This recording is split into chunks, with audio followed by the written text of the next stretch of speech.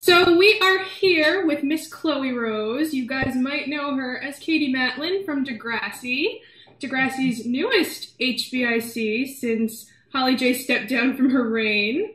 And we're so excited to have her with us today. We actually can't believe that she's talking to us. Yes.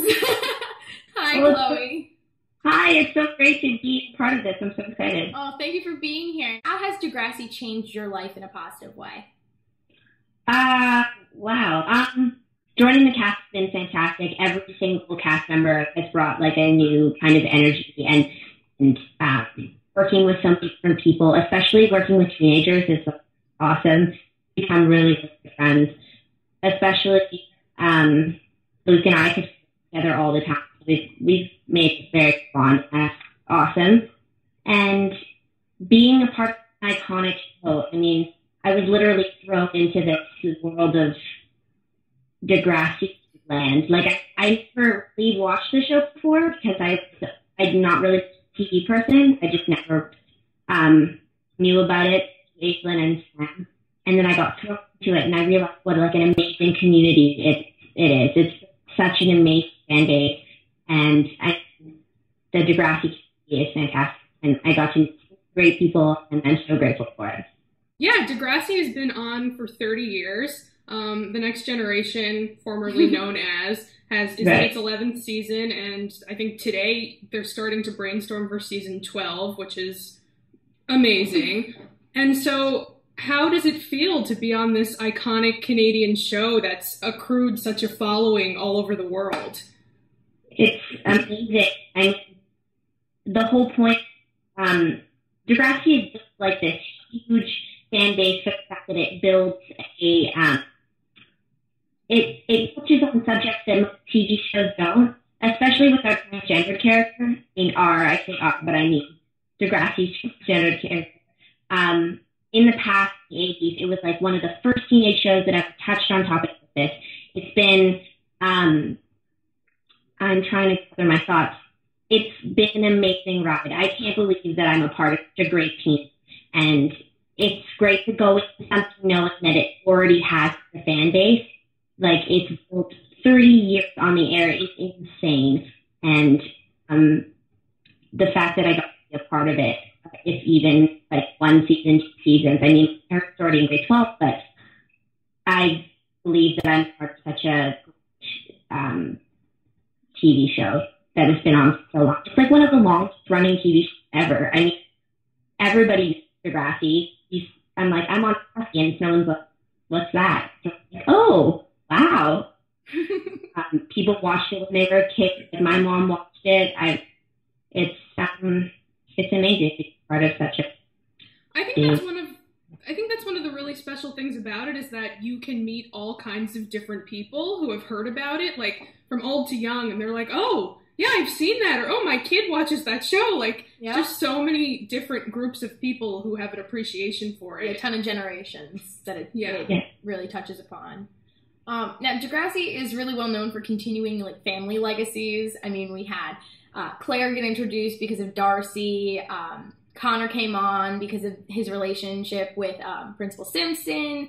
We had Dave as Shantae's cousin. So we've had a ton of family people, and it kind of mirrors how the kids of Degrassi Street, when Linda Schuyler started, it was just kind of a humble afternoon special for young people, and now it's grown into this great, huge fan base. So do you think that the family member aspect on the show kind of reflects that family-oriented way that the studio runs and the environment that it's produced in? Yeah, for sure. I mean, seeing characters show that are related to one another brings more, like,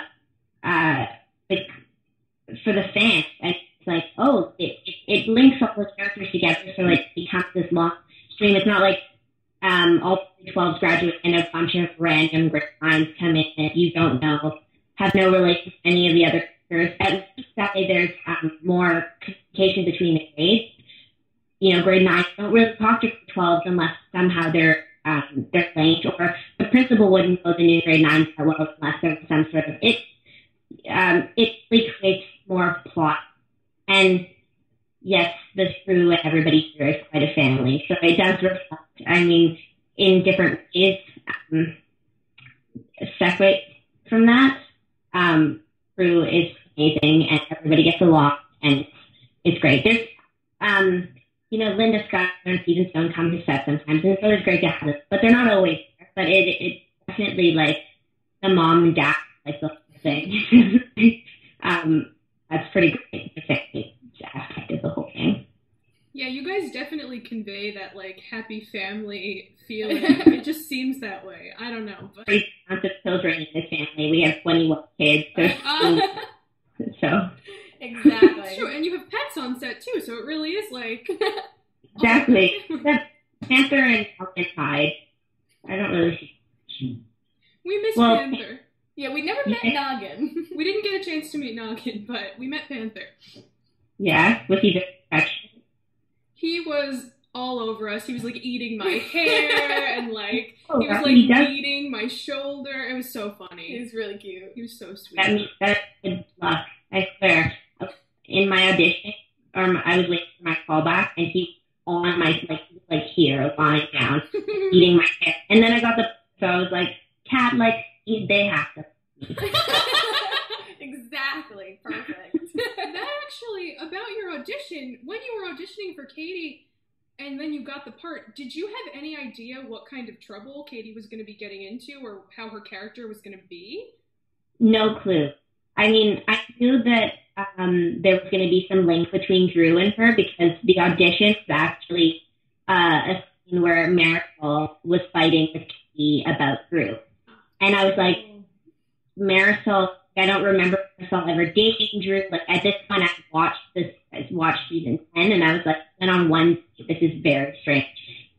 He's still with Bianca. Like, what? And so I knew that was coming. But otherwise, no clue. You were in the dark. Yeah. That's very.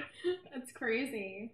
Mm-hmm. And so, Degrassi characters forever have been lending their stories to young people as sort of a support system. Do you think Katie's character lends some sort of support through her stories? Well, I hope so. I mean, I don't personally know what it's like, but, playing her has been a ride itself. I want to be able to be a part of something that helps kids realize that they're not alone in something like that. I mean, I don't know anything about being in that situation other than what I would think, but if it lends any help to anybody, or if it gives anything to anyone, that would mean the world to me. If it makes someone realize that people are strong enough to overcome it, that is the best feeling in the world. Do you think any of the other characters, are super support systems for teenagers? Have you noticed, a couple of characters that have really, helped out the teenagers who watch? Either present or past. Oh, yeah. I hope Adam does. I mean, Adam's such a fantastic character, and I really hope that I don't know anything about what it's like to go through that, but I hope that the character can really have some effect on people. It's a character that people can relate to, whether you're going through that kind of transition in your life or not. I mean, I think Adam's a fantastic character either way. Likeable, just lovable. You just want to just cheek her. I think it's really fantastic that whenever a cast member is asked about the different situations that a character goes through, that you guys you always say, I may not know how that experience is personally. I try my best to interpret it in a way that I'm not mocking the situation and that I'm honoring it in a way. And I've just always found so that, important. Yeah, you guys just really, I don't know, like you take the issues that are already on the show and you just give it that much more because you guys really seem to care about it. And I don't know, that just amazes us. It's like, personally, as an actor, like I have to love my character or the people I'm playing. I can't not like them because they're me in some way. Like I put a lot of myself into going through, I have to look for it. I can't and also those issues aren't funny or mockable at all anyway. But I mean, even if it was something like that someone else might be embarrassing, it's honest for the person that I'm portraying. So you have to say it that way. You have to be honest and I don't know how to put my words, but honest and just genuine with the problem. You have to just face it and think about what it'd be like to actually be in that situation, having an issue like that, and how difficult it would be. Yeah, and I think those truths really do come across. Oh, absolutely. I don't think the show would have the following it did if it wasn't so truthful.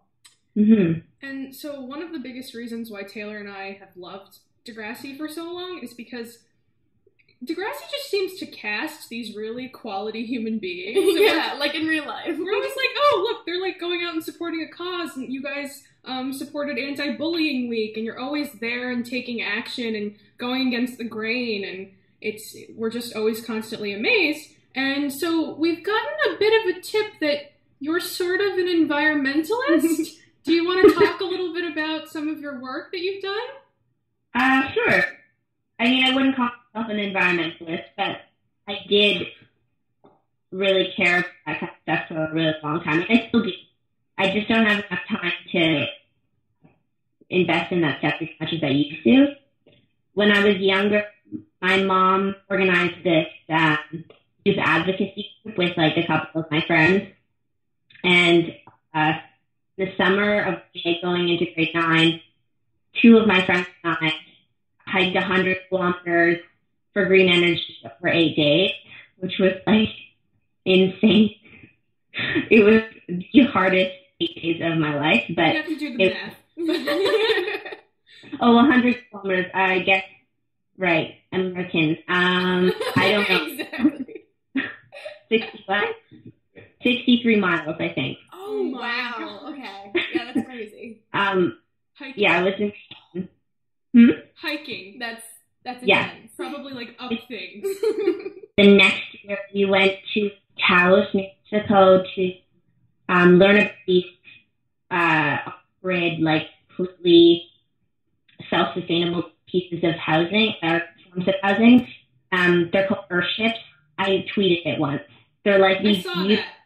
Yeah, they're like these beautiful, like amazing pieces of art that are like in the middle of the desert, and they're only built because of building codes, but they're completely self-sustainable. You don't need water.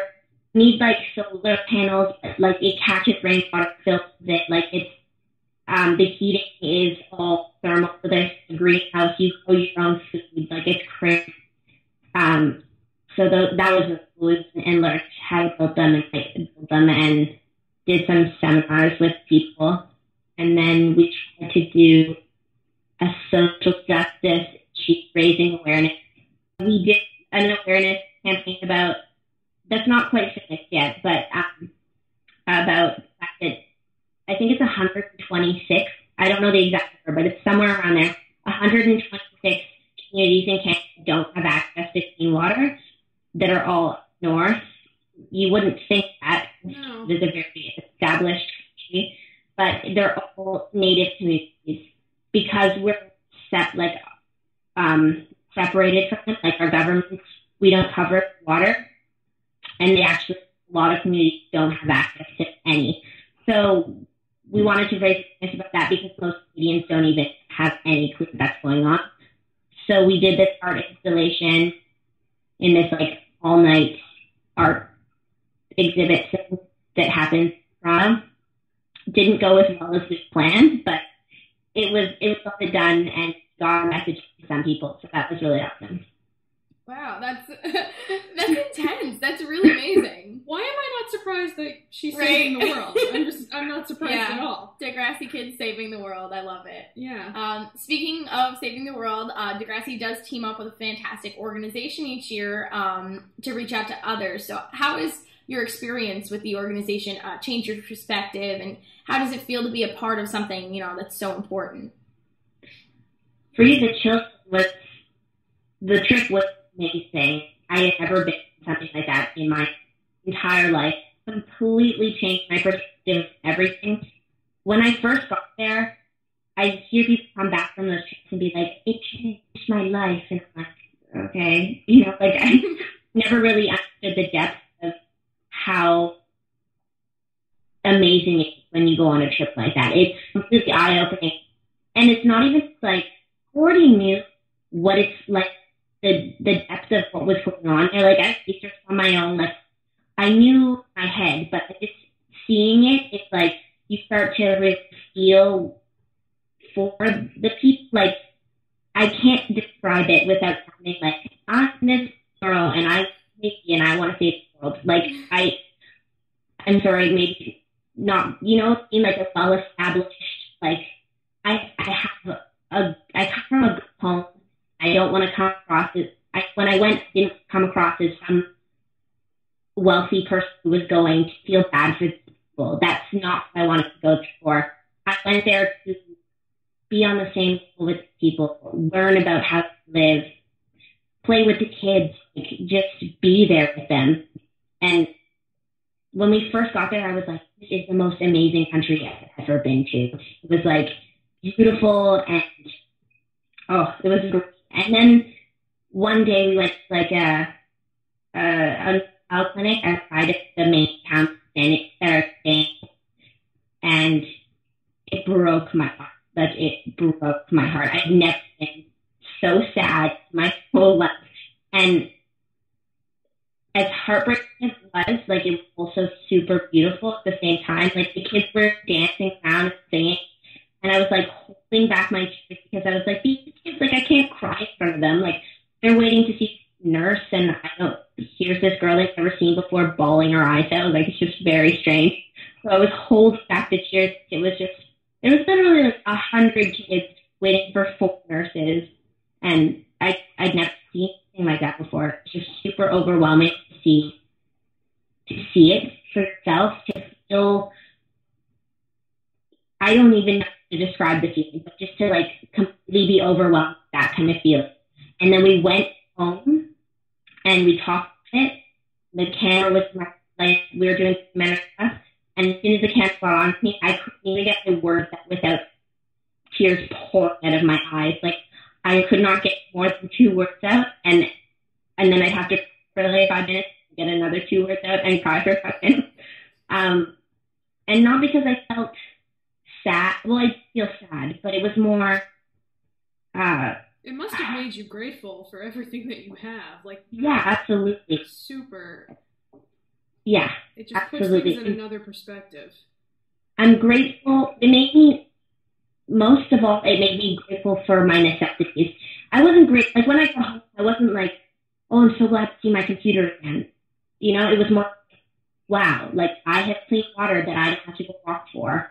It was basic necessities. And we were talking about, how we're in a town that has fresh water and people have jobs and that seems like the perfect way of living.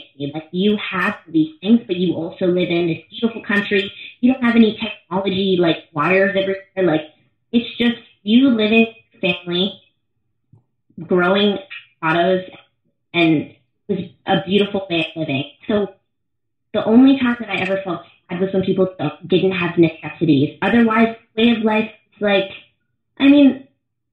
there's definitely room for upgrades in terms of cleanliness and forms of housing, protection, that kind of thing. But the way they live otherwise, just growing everywhere and seems happy in some houses, people seemed really they fed off of how beautiful the country was. I can't describe how amazing it was. So I don't know. We talked about this analogy of not wanting to feed our own. They have apple pie and we have rhubarb pie. And instead of feeding them rhubarb pie, give them the ingredients to make their apple pie. Does that make sense? Yes. Yeah, so that's what I was trying to get across in that whole long speech. No, I enjoyed that. That's it was amazing. yeah, it was an amazing experience. I can't wait to go back. I really want to go back. And Ava, Sam, and I talked about going to stay with the nuns there and like hanging out with the kids. That's incredible, and it must feel, I don't know, to see people living like that, and then to come back and be able to be an artist where you are right now. It just must feel like so crazy. Yeah. And I don't know, it must make you want to create. No? Yeah. It was, when I first got back, I felt really despondent. I didn't really know how to deal with being back. It's like, I wasn't working when I got back, because if I was working when I got back, it would have been like, whoa, like this is a lot. Coming back from Haiti to like being on set and like eating craft or services and like like that I came home to school and seeing kids like, I mean, I was trying my best not to be what's the word I'm looking for? You know what I mean? Like help me here. Not discriminatory, but not judge them. I'm trying not to be judgmental. Okay. But I helped realize like everybody was just in their own world. Like as soon as I got back, a friend texted me that, "Oh my God, my courses were messed up," like complaining about their courses, and I was just like, "Well, you know, there's like whatever." So it took a while to like adapt to Canadian life again, and just not judge people for being so just surface based, like their problems. But I mean, like, you're constantly in that environment. How can you blame someone for that?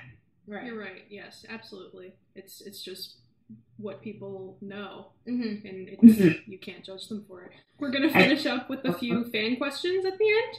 Yeah. Okay. So I think you know that we're shipping crew right now. Pretty hard. And we want to know, who are you shipping right now? Oh, there's a couple coming up, or there might be a couple coming out in the future that I really, really like. Ooh. And I can't. You think we're gonna like them? Yes. Oh, I think a lot of people are gonna love them. There's also, I guess, I really like Katie and Adam, but they'd never happen. And I like Katie and Drew. I like them too. And I'm a big cake shipper. I like cake. Sorry, guys. I know how we feel. I'll take it with a grain of salt. I'll take it with a grain of salt. Because I do love Katie and Adam, and I do love Katie and Drew, so I can understand. We were rooting for Katie and Adam, but as soon as we saw the Katie and Drew dynamic, we were like, that's okay too. We just said, you know what? We weren't expecting that, but it's fine. It's totally fine. What about Drianka? What do you guys think about it? See, we weren't a fan of... We thought that Drew's worst qualities were coming out with Bianca. From Bianca. Right. And that she was only fueling that. But now I think their friendship is really great. I love Bianca now, which we're shocked that we're even saying, but we really love her. Right. And we love Drew, just not together. Yeah, and I think the shooting sort of brought everyone together for now into like this like happy, like, oh, okay, we'll be friends, but I don't know. We'll see. I can't think about it right now. Exactly. But do the words endgame mean anything to you, Chloe? Yeah, but not to... I don't know. Endgame. All I hear is Eclair's endgame every which way, so I don't know if that will actually happen. Or maybe it will. But I wouldn't be against Eclair being endgame or all these other ships. When I think of endgame, I constantly hear Bianca and Eclair, and those two things may or may not happen. Either way, I'd be happy with both of those things. So, and you've been seeing things. You've seen things that we haven't. You've seen things that we haven't seen, so we don't know what's going on right now. Yeah, but your perspective is obviously better than ours. Yeah, I would think so. Final question here. What words can you leave us to describe the remainder of season 11? Oh man, Okay, I'll give you like a little sentence or two. Okay. There's going to be tears, love in the right places, love in the wrong places. This is like a promo right now. Right. And some decisions that were not so great, some decisions that made them better. Work is better. So interesting. And so it's Niners, life. It's Degrassi life. sorry, it's Degrassi. You know, you have to just expect drama. The Niners, you can expect some really, really cute stuff from them. I'm trying to think of, like, frustration. My van's outside, but I will. Frustration, teasing, funny. Those are my 3 words for the Niners. Excellent. We're We're very excited for the Niners. We're so excited for somebody's certain little sister. Yes. I don't know who has So siblings. great. We're so excited. But thank you so much for doing this with us. Oh my gosh. So No much. problem. It was fun. Thank you so much for asking me to be in. Oh no.